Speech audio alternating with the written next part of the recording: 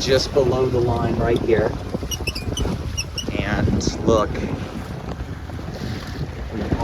just below the line, look, we're lined up with the weather mark of the Etchels right over the top of the pin. You see that? And we're into the island, right? So what we got to do is we got to drop left.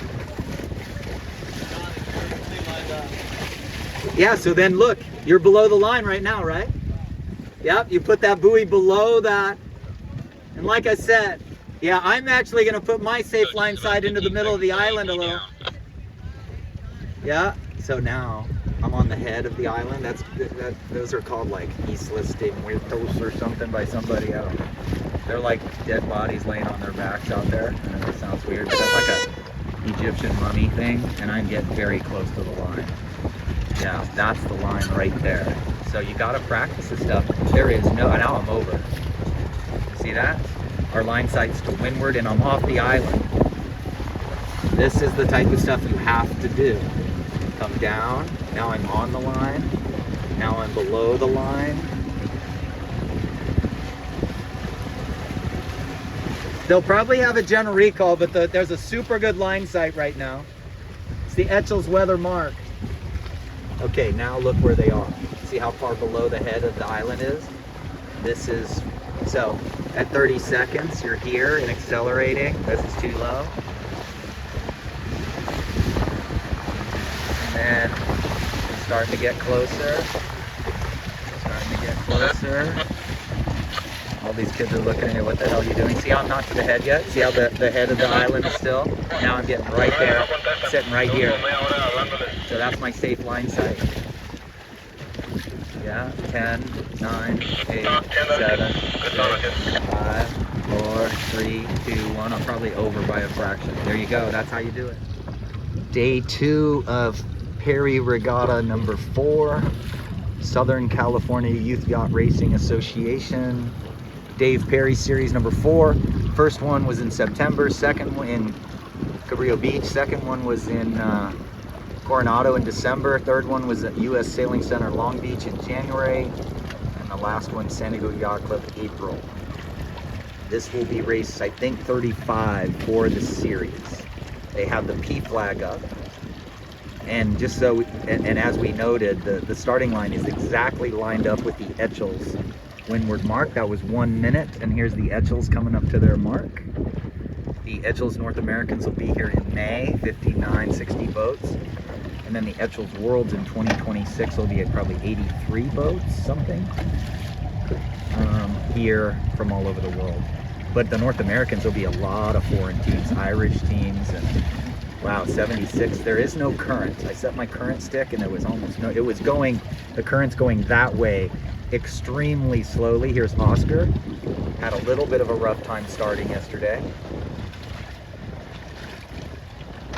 9319. 763 had a really rough day starting. Yeah, it's not really legal to do 4 monster rocks. This start's gonna happen. Oh my God. Are you kidding me? Oh God. Race 1 on Sunday, race 5 for the regatta, day 2. There are tiny whitecaps peeking up there. So if you're a good crew, I mean, there's even whitecaps way up over there too, just tiny. They look big, might be my angle, but they look bigger out here. My job, I would start where 3307 is, that line, and just stay on starboard. And it might not work, the right might come in, but my game plan is to not get complicated, man.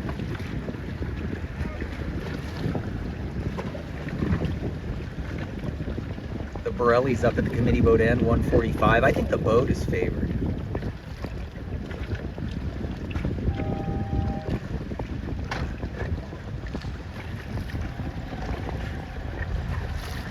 I think this guy's going to Tufts next year. 763. Had a rough starting day yesterday, as did 9319. Nice, Zach Peterson. Main's a little over bone. No, look at the least tilt's flying and stalling. Look at that. Look up there, dude. It's flying and stalling. you know, maybe a little Cunningham. Leech of the jib looks great. Look in there. Leech of the jib at the spreader. No crease in the bottom. He's in a tough spot because 7637 is over trimmed and good. 763 making it. That was a beautiful tack. Holy crap. You got to oversteer on the tack and flatten the boat and just romp it out of there. That was pretty beautiful. Zach Peterson, look at that dude. Nice, 9306. 9307, Kevin. Those guys had a rough day yesterday. Oh, 9310, 9006. Oh my God, we're finally, like, I see you in the front row over here, folks. Nice. The thing you have to remember about briefs and debriefs, they give you a lot of information, and then you come out here, you always have to focus on the starts. You know, you always have to have the, you know, I gotta either, if I have a good start, I need to sail VMG, and if I get a bad start, I gotta make a good exit and get out of there. But yeah, it's all good to have the information, but sometimes information can be too much. I can't find the Borellis. Oh, there they are. They're also in the front row. They might be second on the right, maybe first on the right. And it's not a long course. Race 1 on Sunday. Race 5 for the Regatta. It's built to tiny white cap, so we got 8 knots. Casey Schnorr, thank you for the forecast. It's 275 on the wind, 265-ish, 270, and then 8 knots. Exactly what the forecast was. It should shift right as the day goes on. You got the Borellis coming around in 5th, in very good company. Kevin and Holland, 9307 coming around in top 10. 1813, Ben and Will coming around good. I'm looking for 8910. She's got to be in there somewhere. Benton coming in hard left on port tack and gonna duck, come in there in the top 15, 18. That's okay. 7th graders.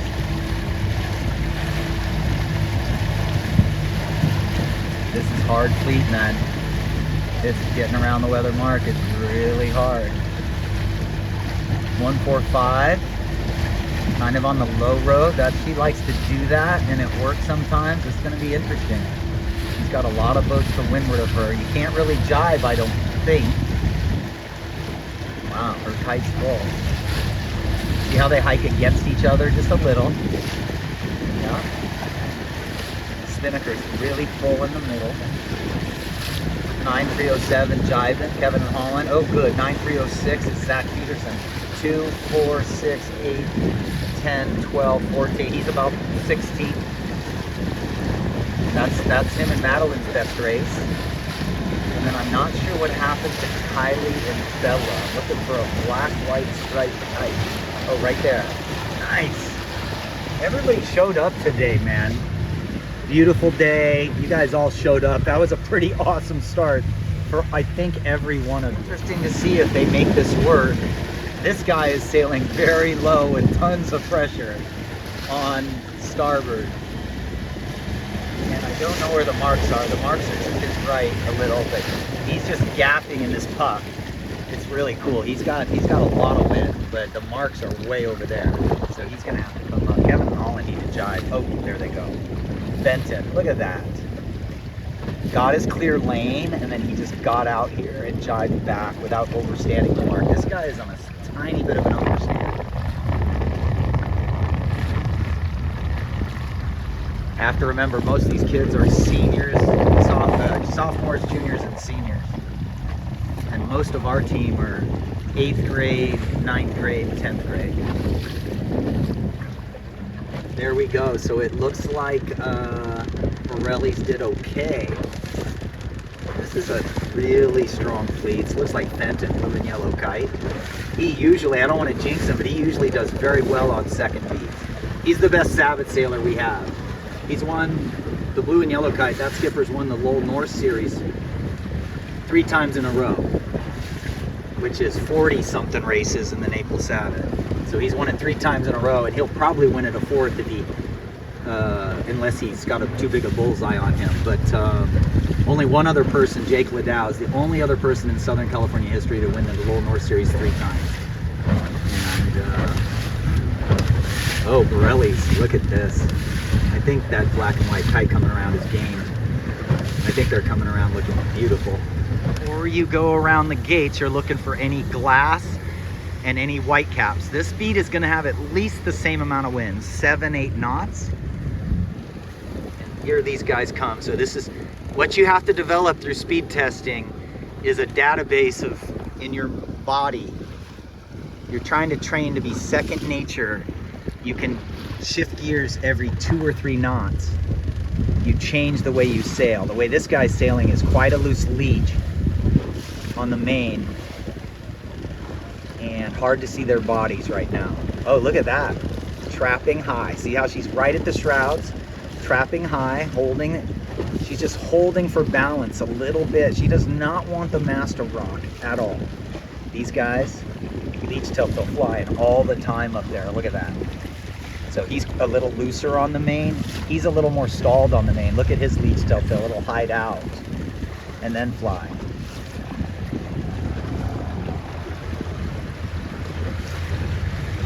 Just Kevin and Holland. Sorry, I'm trying to drive here. Here is Zach and Madeline. You know, some teams might just have the windward sheet a little too tight, little too loose. If anything, they might be a little loose. The jib's breaking evenly for Zach, so his leeward sheet is probably perfect. Okay, they're having a good race, dude. Nice. That is Madeline's first Perry race ever, yesterday. First Perry day ever. And the thing about this fleet is if you have a senior out here, and they've done 3 Perry series, that's 40 races a year, just for the Perry series alone, not including nationals and Triple Crown and all that. So these guys have 120 races in the Perry series if they're a senior. If they're a junior, they've got 80 more races than us if we're brand new to it. So there we go. You have to be smart about be real. You can't expect to be beating people. You can expect to cross them, but they got a lot of experience. Downwind, we're looking for extremely solid kite. We don't want to see the vibrating creases coming through the leeward side of it. If so, if you look to that's why you sit at the shrouds also.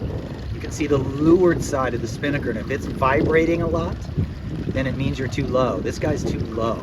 I think yeah. Watch. See how that gets like that? That's either too low or the guy's too far forward, but it looks like he's sailing too low. Look at his jib floating in the middle. He is in second in the race, so. I don't like heeling to leeward in this wind at all. Gives you too much weather helm. This guy looks very good though. See how solid it is? It's not vibrating on the leeward side at all. Yeah. And then we'll try to Kevin and Holland coming 2, 4, 6, 8, 9, 10. Maybe 11, it's all close here.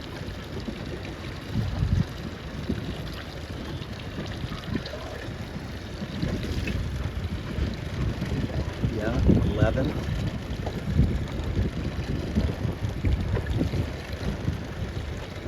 Kylie right there again in around the 17 range. Those girls are doing outstanding.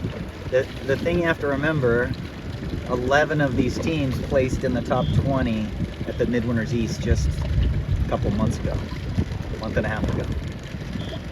So if you're getting 14, 15, 16, 17s, you're doing quite well. Okay, now let's look at the kites here. You'll see that they'll get a lot of leeward vibration on the leeward side of the kite and not be as solid, and that's just time in the boat. Let's look at the blue kite here, Ben and Will. They're coming in around the top 20 this time. So some of us are having good races. I think this is the first time Ben and Will have raced a Perry race together.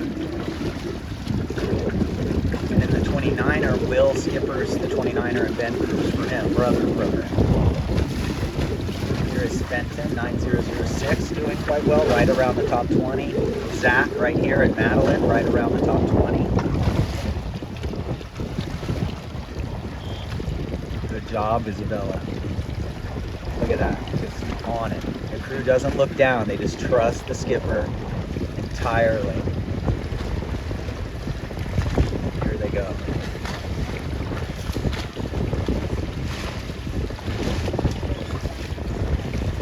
No problem, finishing right there. Nice. If you're just jumping into the video, we were lined up. I'm over the line right now, but we were lined up with the Etchells Windward Mark as our line site. But that's been moved further up and away, way over there. But the line has not changed. That's my point. Our line site, I'm about to get to the line right now. Yeah. And I don't know if you look at earlier in the video, you're going to see that my safe line site was the head of the Mummy. The Mummy Island. Yeah, there, I'm safe right there. So the thing I know about this now is that the starting line has not changed at all. That's a safe line site right off the Mummy head there. And then over is the island just upwind of the pin. Yeah, now I'm over. Okay, you see that? The island is now upwind of the pin, I'm now over. So my current stick right in there has moved that far in 1 minute and 20 seconds. So the current is pretty inconsequential, but at least it is going down the course. So that makes the starts at least better than an up the course current. Makes the starts a little easier for the race committee. Okay, I'm gonna get a different view this time. Probably gonna see a lot of sculling and rocking, but we'll have to just see. The kids are kind of desperate to,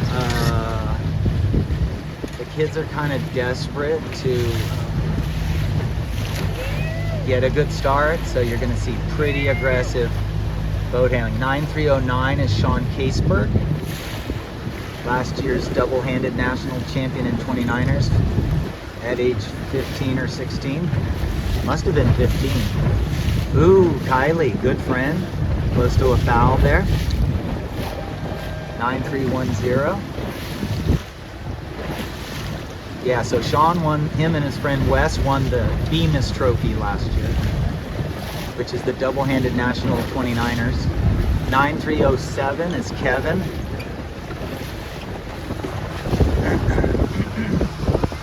Kevin was second at the youth bowl qualifiers in 29ers, second at youth champ, second at nationals, first at something else, 20th at the worlds. 20th at age 15 3/4 at the worlds. They were the third best under 12. Okay, here's Fenton again. Fenton was frustrated. I think their jib was too loose. I know that sounds funny, but you trim the jibs too loose, you just lose power.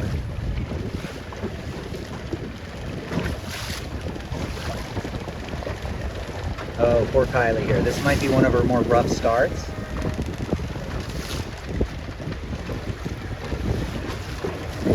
Yeah, that's okay. Borelli's did okay. Kind of in the middle. Traffic right into shrouds, 145.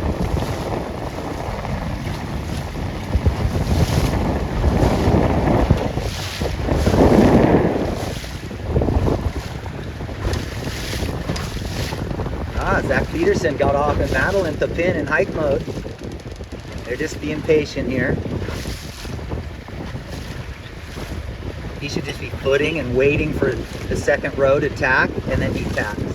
He shouldn't tack until he's gonna, so that's 9306, you can't really see him. But he should just wait until the second row tacks, and he tacks and stays upwind of him. Anyway, I'm not cut. 11 is a small team. Look how close the slot. Is that more than 9309? I mean, tighter, more close slot? See, I think 9309's jib's luffing a little bit. I think her jib looks flatter. Yeah, see how I think the slot on that boat looks more open than that one. That jib looks flatter, luffing at the top less. And if the jib luffs at all in this, you're losing BMG speed right away. You are not feathering the jib. You're right on the edge of feathering. Occasionally in the biggest puff, maybe the front of the jib luffs a little. But you got to remember, heavier wind is drag, more wind pushing you straight backwards. So if you feather up, you're going to lose overall speed. And once you do that, you're losing apparent wind and you're losing power, which means you're going to lose pointing. Pointing is about power. Yeah, he's definitely more open leached than she is. You got to pull the crap out of the jib. Don't need to roll tack too much. That was pretty good, but remember, once there's white caps at all, we're not roll tacking. Solid, solid, solid, solid. The blue and yellow kite is flying better than the other one. The other one is getting elephant's ass on the leeward side, so this boat needs to pull their guide back a little bit, the rainbow. Guide back a little more. You notice how the other guy has theirs back more? And that's why the leeward side of their kite is more full of wind. This one's much more unstable. You don't want to eat both the sheet and the guide downwind. And sometimes you pull the guide at luff the spinnaker a little bit. You just barely pull the guide, and when it luffs, ease the guide back forward, but you can see that. And then here's a really solid kite. See that? And you have to, if you sit by the shroud so you can see the leeward side of the kite. Here's Vanessa on the blue kite. And her skipper seems to steer quite a bit. He's protecting his wind right now a little. Little rock. Yeah. She let the pole go, oops, a little too far forward there. I don't think I was videoing all that. Wow, he really uses the heel to turn the boat. Heels to leeward, he lets it go up a little. Heels to windward, he rides down. You can just steer by the jib. You ride down until the jib collapses in the middle. Then you head up and it fills. Yeah, down, it collapses in the middle. Now he's going to heel to leeward, up a little, it fills. That's exactly how we do it.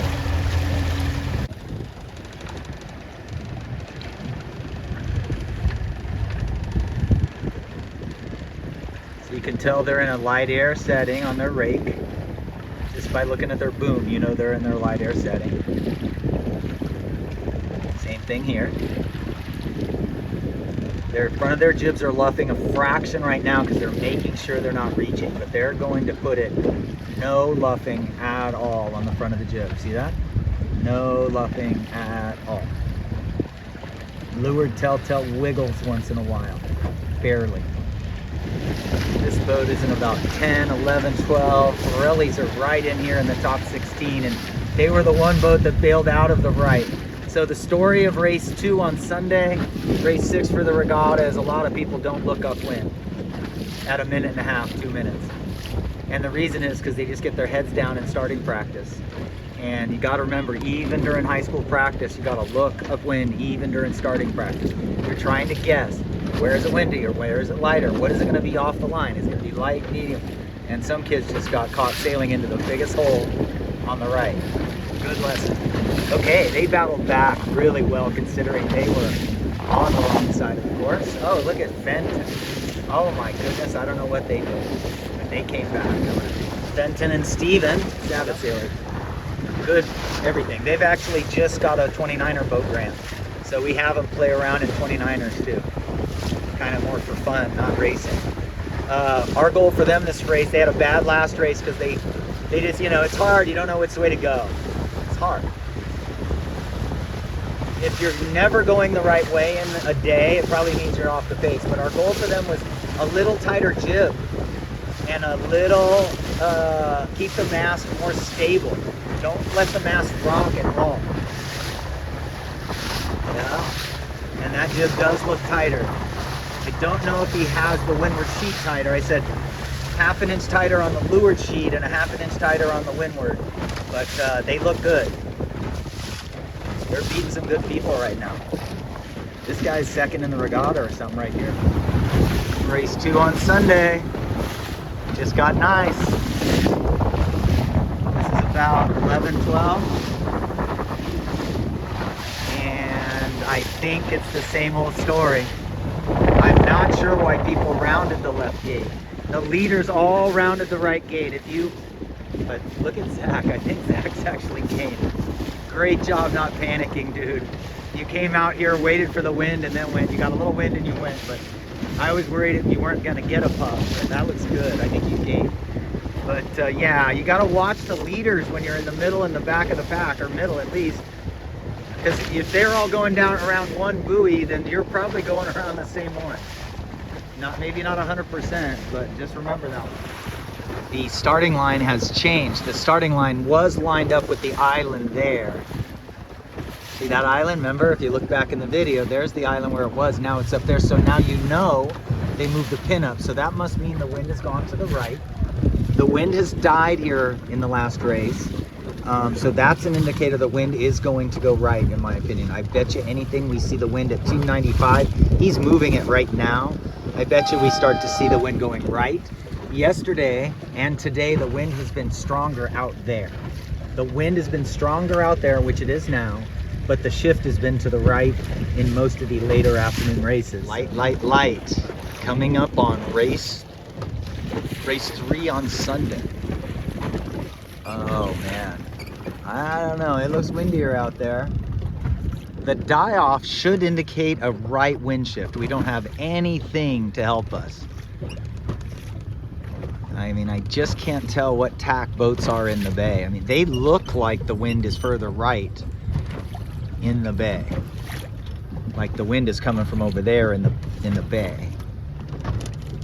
Still looks windier out there. I think I see whitecaps.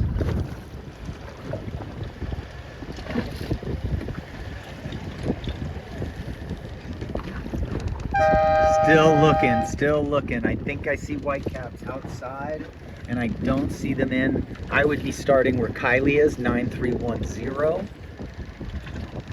I think she should slow down right there hard. The closer she gets to the pin, the more difficult the competition's gonna get. So she's trying to stay away from that pack a little bit. There is no line sight, so that's a challenge. Looks like the Etchels are headed home. Yeah, Etchels are headed home already at 1:30 or something. Ben, 1813. See how his boom is higher now? We changed him.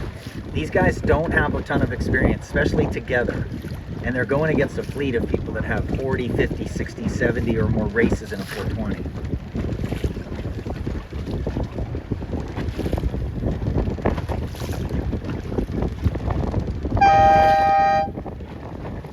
X flag is going to go up. You can see it's a strong fleet. It is a strong fleet. Oh man, those Etchels look headed. I think that this is a righty over here. There's a monster hole right in there. This is going to be a very interesting. You have a little battle from a little offshore flow wind and a little onshore flow. There is no sea breeze today, that's the thing. That's why this isn't coming into us. This wind on the left doesn't fill in over here because there's no sea breeze today. This is just all wind created by high pressure moving, swirling, gradient wind. Yeah, it's light and bright, I think. Look at this wind. Dude, this girl's gonna trapeze soon. This is Braden. Yeah, Braden. Braden and Lauren. Oh God, there's a whitecap in that puff. Yeah, they're just getting knocked. I don't know, from the other videos, man, people were going that way. And now, yeah, these guys are gonna come out so far ahead. They should be tacking now, dude. The only reason why they wouldn't tack is because of that hole that's right there. I mean, that is just a massive hole right there. These boats coming through the middle left there. Oh good, 9006 Benton. They should be fast, man. They're 220 pounds together. Braden, I would tack and cross, dude. Look behind you. These guys should be tacking and crossing right now. Oh, the Etchels aren't going in. around in that weather monitor. There we go. Light here. These guys are just lifted and super bright. I think Fenton is out there just killing it. Braden did the great thing. He avoided the hole in the middle. He just went back again to the right. And you gotta wait. It looks a little better up through here. It looks a little better. Looks better than it did. Their jib is actually loose. Look at 11. Look at 11's jib right here. Right into the spreader, man. Solid one wing shape. Other sails are twisting too much. Look at that twist. He should just hike and ease half that much.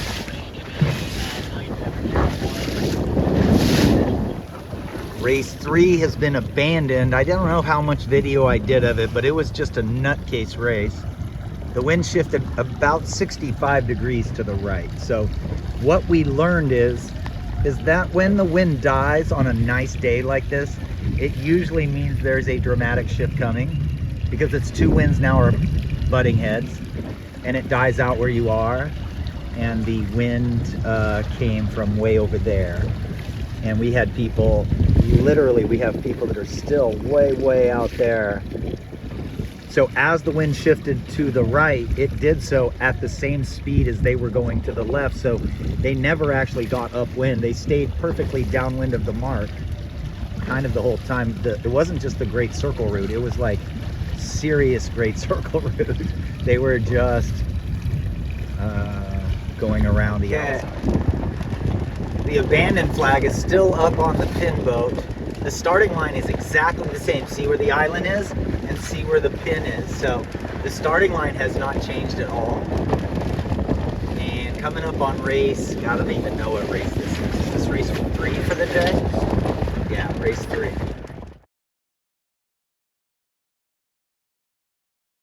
I think we're still trying to get race 3 off. And obviously the wind has come up again. And who knows, they moved the entire course out into deeper water.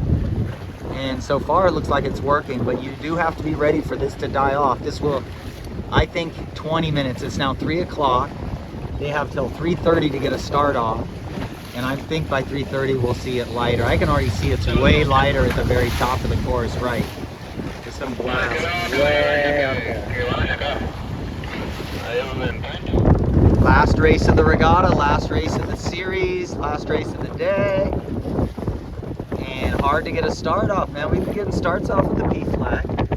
Coming out here is actually looking like a very smart move. But we do have to be ready for this wind to start petering out. So that would be easing the bang, especially as we start to peter out and then sailing the boat differently. What you do in these conditions is you try not to feather. Very infrequent feathering of the jib by keeping the bow up, but really it's about keeping the jib telltale straight back and playing the main sheet in and out, keeping the mast stable, trying to increase the apparent wind by going fast. More creating more lift on the boards by going fast. Less leeway, because you create so much speed that the boards work really good. We got 1813 in the middle. We got 8910 down at the pin. See how they got the mains tight and they played the jib in and out. It has to be pin in favored by a little. 8910 hanging back. And the other guy's pushing forward. Now she should start going. She should start going now. There she goes. Okay. I don't see 1813. I think they made a mistake if I don't see them. Wow, we just got that start off. Our team has done an amazing job of staying out of alphabet scores in this regatta. I don't think we have a single, really, of the 6 boats we had for Aubrey and I coaching. I don't think we had 0 OCSs. We had 1 non-check-in yesterday. Somebody didn't check in. Gosh, maybe yeah, I don't know. I don't know if we had any, but okay, 9307. They should be good in this stuff. 290 pounds together. Shouldn't be easy to main at all. He should lower himself and pull the main and just reach. Just plain. I mean, he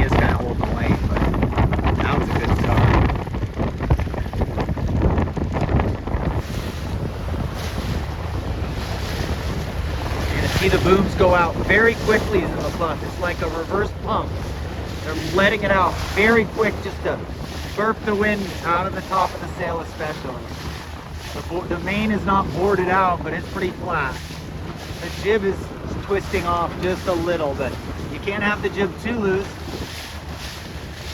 when they're that good, because the main doesn't luff if the jib's too loose. You want the bottom of the main to just, wow, that was good. See how the boom's going in and out?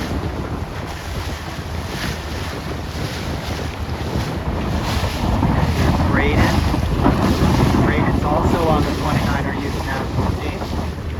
And he's sailing with Lauren Howe. Lauren has not done a ton of ferry regattas. They have more twists than the other boat.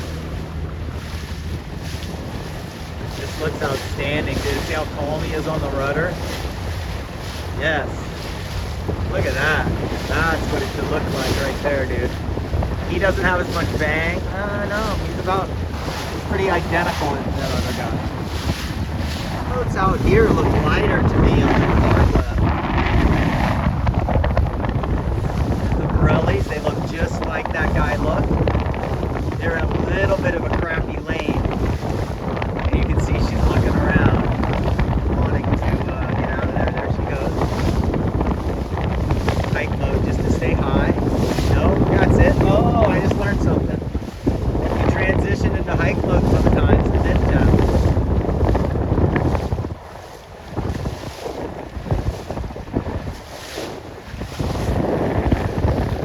Really looks good. We've been working on them. I'm just sailing it.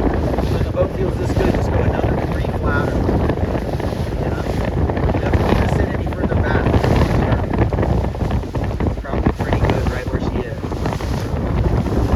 These boats out here again, just in a dying breeze. Oh my God, the same thing's happening as the last race.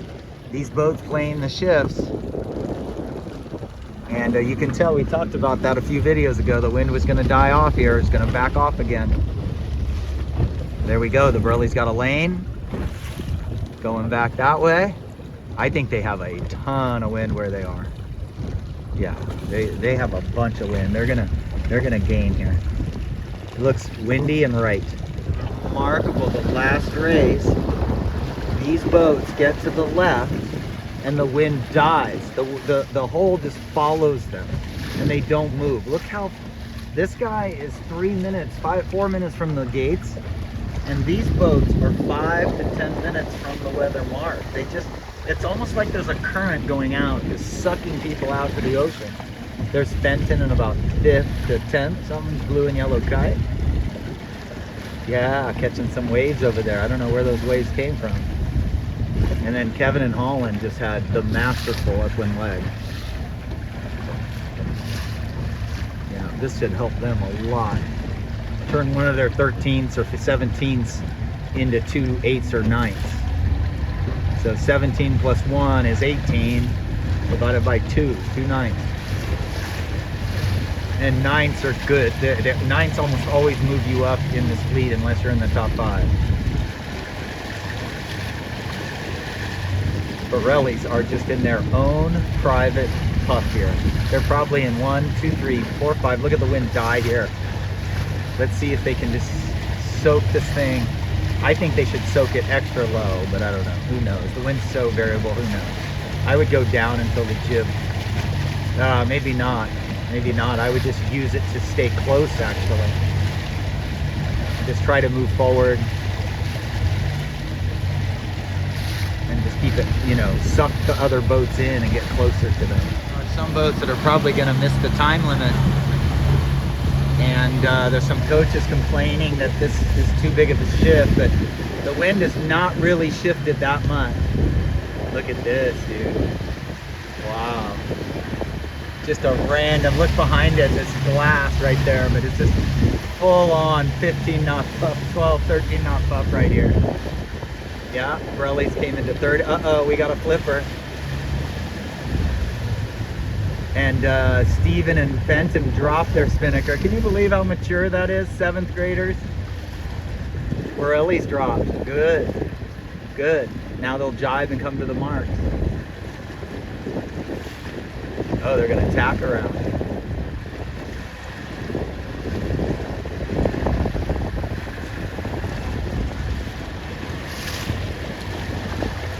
So you got 1, 2, 3, 4, 5, 6, 7, 8. Benton should come around at about 8, 9. Yeah, it's hard when you've been sailing all day and you forget to look upwind and all of a sudden you don't see whitecaps coming at you.